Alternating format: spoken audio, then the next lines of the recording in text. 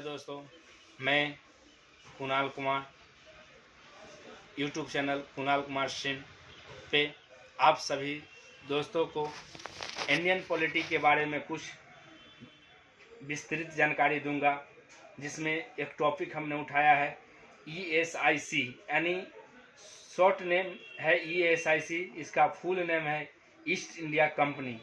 East India company की स्थापना कैसे होती है, इसके बारे में जानेंगे इसमें। तो देखिए दोस्तों, मैं स्टार्ट कर रहा हूं। अगर आप सभी को वीडियो मेरा अच्छा लगेगा तो लाइक और सब्सक्राइब जरूर कीजिएगा।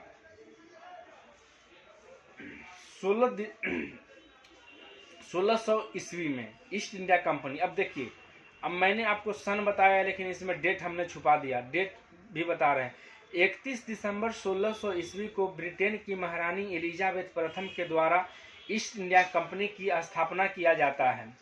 ईस्ट इंडिया कंपनी की जब स्थापना होती है तो उसमें कहा जाता है कि 15 वर्ष का अधिकार पत्र दिया जाता है, और उस अधिकार पत्र के साथ कहा जाता है कि अगर व्यापारिक स्थिति मजबूत होती है तो प्रत्येक 20 वर्ष के पश्चात इस अधिकार पत्र का नवीनीकरण किया जाएगा। नवीनीकरण का मतलब हुआ क्या कि आगे के लिए फिर व्यापार वाणिज्य करने के लिए फिर से एग्रीमेंट कहिए, उसको पेपर होता है तो वो फिर से बनता है। तो अगर व्यापारिक स्थिति अगर अच्छी रहती है तो उस कंडीशन में कहा गया कि प्रत्येक 20 वर्ष के पश्चात इसका नवीनीकरण किया जाएगा। अब देखिए, ईस्ट इंडिया कंपनी जो था, इसमें कौन कौन से आए शासक। 1608 ईस्वी में 1608 ईस्वी में कैप्टन हॉकिंस नामक राजदूत आते हैं मुगल बादशाह के दरबार में। मुगल बादशाह का नाम था जहांगीर के दरबार में कैप्टन हॉकिंस नामक राजदूत आते हैं, लेकिन कैप्टन हॉकिंस नामक राजदूत को किसी भी प्रकार का अधिकार पत्र, व्यापारिक अधिकार पत्र प्राप्त नहीं हो पाता है।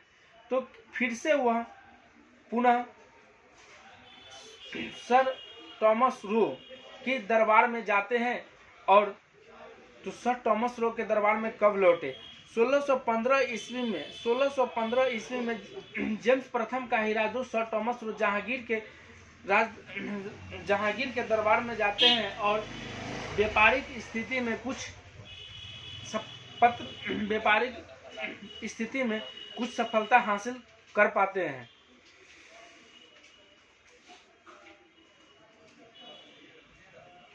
साथ ही 1613 ईस्वी में सूरत में स्थापित ईस्ट इंडिया कंपनी की स्थापना की जाती है। 1600 देखिए, ईस्ट इंडिया कंपनी 1613 में सूरत में स्थापित ईस्ट इंडिया कंपनी की स्थापना की जाती है और व्यापारिक कोठी को मान्यता दे दी जाती है। पुनः बंगाल के नवाब के द्वारा इस ईस्ट इंडिया कंपनी को व्यापार वाणिज्य करने के लिए अधिकार पत्र दे दिया जाता है। 30 जून, देखिए अब आते हैं कि युद्ध कब हुए। तो 30 जून 1757 ईस्वी में प्लासी के युद्ध में बंगाल के नवाब सिराजुद्दौला की पराजय हो जाती है और ईस्ट इंडिया कंपनी जो है उस पे बंगाल के नवाब सिराजुद्दौला और ईस्ट इंडिया कंपनी पे बंगाल के नवाब मीर कासिम का हक हो जाता है और उसके गद्दी पे मीर कासिम को बैठा दिया जाता है। फिर यह लड़ाई छिड़ती है 1759 ईस्वी में बेदरा के युद्ध में। 1759 ईस्वी में बेदरा के युद्ध में अंग्रेजी ईस्ट इंडिया कंपनी ने डच सेना को पराजित करके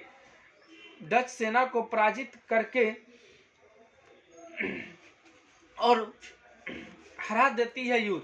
उसके बाद फिर से युद्ध होता है 1760 में। 1760 का जो युद्ध होता है वह युद्ध होता है बॉडी वाश के युद्ध के नाम से जानते हैं 1760 के युद्ध को। 1760 ईस्वी बॉडी वाश के फ्रांसीसी कंपनी को ईस्ट इंडिया कंपनी ने पराजित कर देता है। देखिए, बॉडी वाश के युद्ध हुआ 1760 में, उसको भी फ्रांसीसी कंपनी ने पराजित कर दिया। यानी अभी तक अस्थायी रूप से मीर कासिम के बाद कोई भी गद्दी पे नहीं बैठा है। अब आते हैं आगे क्या होता है उसके बारे में। फिर इस युद्ध के पश्चात भारत में स्थापित सभी विदेशी कंपनियों में सबसे ज्यादा और मजबूत उभर करके सबसे सामने आती है ईस्ट इंडिया कंपनी, जो फिर 1764 में बक्सर की युद्ध होती है। 1764 में जब बक्सर की युद्ध होती है तो बक्सर की युद्ध किसके नेतृत्व में होता है? तो हेनरो मुनरो के नेतृत्व वाली त्रिगुट सेना के रूप में मुगल बादशाह शाह आलम द्वितीय के नेतृत्व में यह लड़ाई लड़ी जाती है। और मुगल बादशाह शाह आलम द्वितीय की त्रिगुट सेना के अतिरिक्त बंगाल के अब्दस्त नवाब मीर कासिम और अवध के नवाब सुदुल्ला की भी शामिल थे। एवं अवध के नवाब सुदुल्ला तो